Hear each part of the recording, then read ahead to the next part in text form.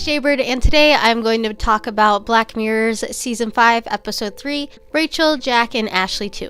Sorry if I look kind of a little bit like a hot mess. I just wanted to get this uploaded as soon as I could. I wanted to kind of put my video out a little bit kind of ahead of the game, try to actually be ahead of the YouTube game for once instead of doing the trend 50 years later. This episode was extremely advertised as it included Miley Cyrus and was kind of about technology and how it influences the music industry. I'm going to be talking about the episode, the ending explained, some of the hidden messages, as well as my own opinions and why critics kind of acclaim this as kind of one of the worst episodes out of the series. Because of that, I will be dividing up the video topical order, so I will put the timestamp down in the description if you wanted to fast forward to different sections or different parts of the video that have different topics. Alright, well, I'm super excited to get started, so let's get into the video.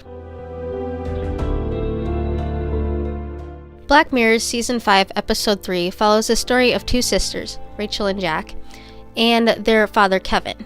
Rachel, the main character, is obsessed with the pop sensation Ashley O and receives an Ashley AI doll for her birthday that is called Ashley 2.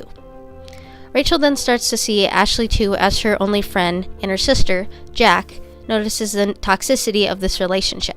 Thinking she is doing what's best, Jack then proceeds to hide the Ashley 2 doll in the attic. Next, we are shown the real Ashley, and the physical and psychological torment that she is in due to her aunt's contract. Once she threatens to leave the contract, her aunt then drugs her food to the point where Ashley is sent into a medical-induced coma.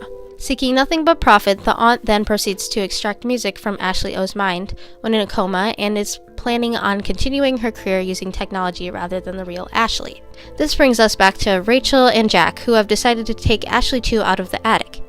After the doll catches news of the real Ashley's medical-induced coma, it starts to malfunction, and we then see that the robot's brain is an exact copy of that of the real Ashley's. From there, the sisters and the robot are sent on a wild adventure to free the real Ashley.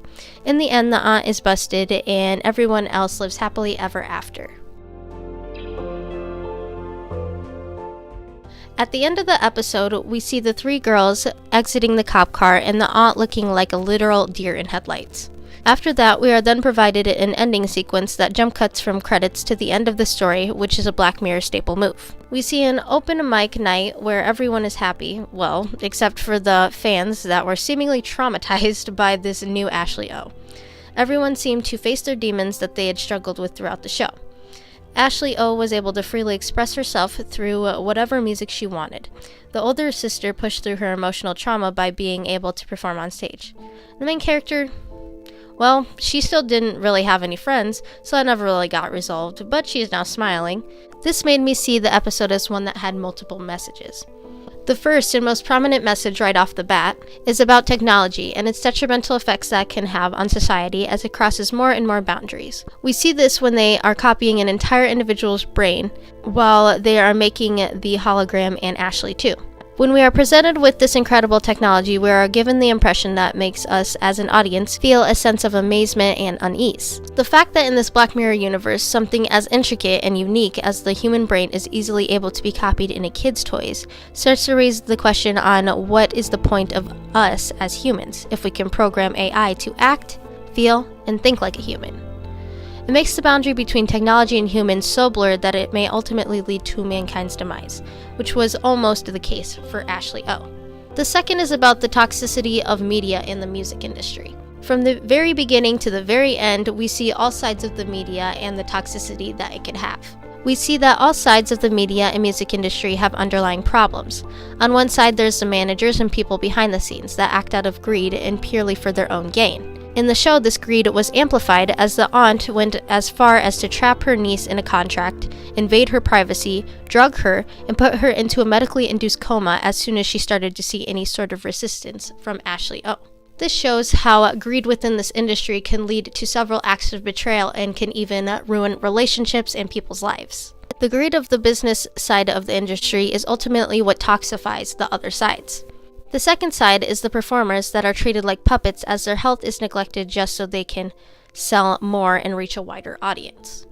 The final side is the consumers. Now these are the people that are being brainwashed and consuming this constant media that is being thrown in their faces. This is seen as we watch the main character constantly idolize Ashley O instead of helping her, or in scenes where she prioritizes Ashley 2's opinion on her over everyone else's.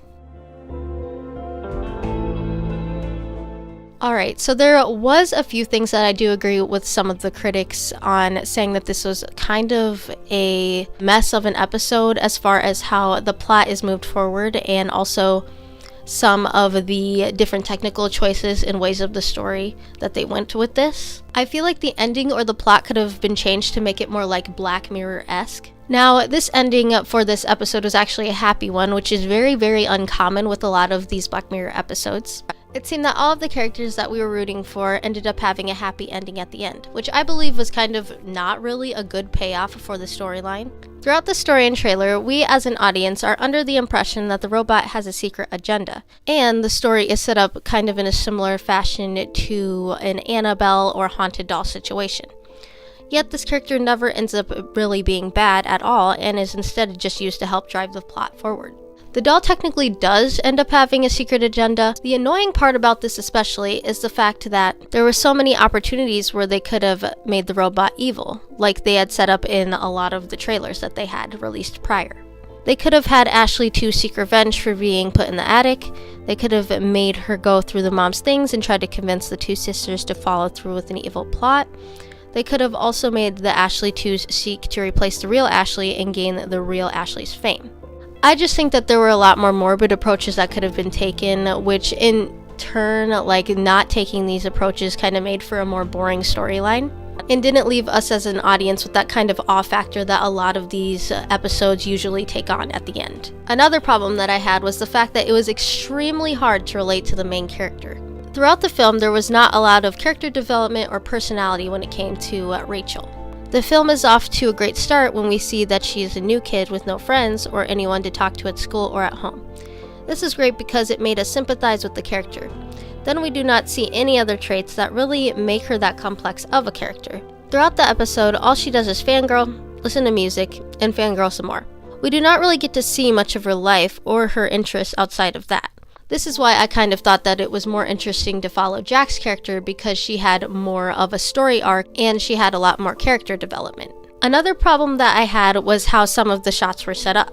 A lot of shots also seemed rushed and too out there to be taken seriously, like the dance sequence. Prior to the dance sequence, I was in a state of pre-cringing for this girl because what she was planning seemed to be a bit embarrassing. The show indicates this when the sister questions everything and the parents in the audience start to gossip as the girl is performing. We never once see this addressed again, which really shocks me, as I thought that it would cut to a peer having a snarky remark to further emphasize the idea that what she did was embarrassing due to the doll.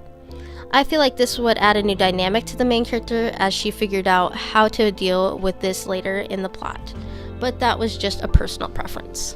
Some of the high-risk scenes also did not seem necessary, like the police chase scene, for example. When I was watching that scene, I was literally sitting there like, why did you have to run the red light? And why not just pull over and explain to the police what had happened? There was absolutely no need for this scene altogether, if I'm being quite honest, because they could have just jump cut to the stadium and sped through the plot like they did for every other scene. Although there were a few things that kind of caught me off guard, I did overall like the series, and here are some reasons why I liked it. Firstly, the casting was phenomenal. It was genius to cast someone like Miley Cyrus because it just really made sense in every way, because Miley has spent most of her life in the music industry, which is what the show's main message is mainly about. I also liked how Rachel, Jack, and Ashley 2 were disconnected from Ashley O's world, because it showed the disconnect between entertainers and the general public. Then, when they supported one another, it seemed that everything fit into place, signifying how the music industry should be. This choice too took me aback for a second, but ultimately I think that it was the right one to have two separate storylines going at once. The animation and visuals seemed stunning as well. It seemed that the robot was real and able to do everything that was shown on screen. Overall, I do not honestly think that this episode was complete garbage. I thought that it was overall a great idea and it was very well executed. It just had a little bit of minor issues with the plot, or kind of maybe the ending. I feel like there could have been so many more ideas kind of to make it more morbid by making it more of a twist ending rather than a happy one. Overall, I give it a solid 6 out of 10 because honestly, other than a few plot things, it honestly was a very solid piece. Thank you so much for watching, and let me know if you like this new video style. I just really love the Black Mirror franchise and kind of overanalyzing shows for absolutely no reason. So let me know if there are any other videos that you would like to see on episodes from season 5. Subscribe, like, comment, and all that fun YouTube jazz, and I guess I'll see you in the next video. Bye!